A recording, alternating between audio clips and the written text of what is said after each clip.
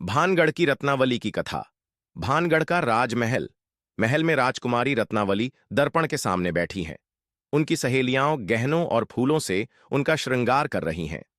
सहेली: राजकुमारी जी, आपकी सुंदरता तो ऐसी है कि जैसे चांद धरती पर उतर आया हो।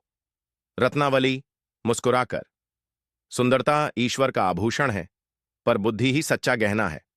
रत्नावली अपनी दासियों के साथ बाजार में इत्र खरीदने आती हैं। तांत्रिक सिंहिया उन्हें देख रहा है।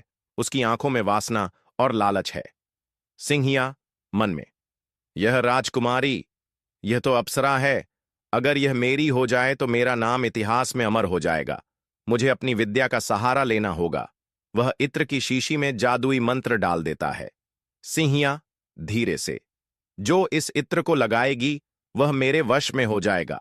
रत्नावली इत्र खरीदती है, लेकिन जैसे ही शीशी हाथ में आती है उनके मन में संदेह जागता है।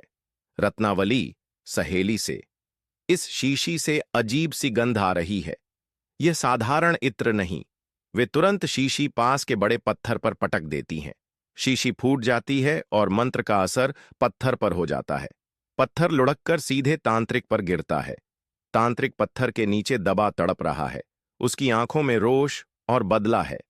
सिंहिया चिल्लाकर: रत्नावली, तुमने मुझे धोखा दिया।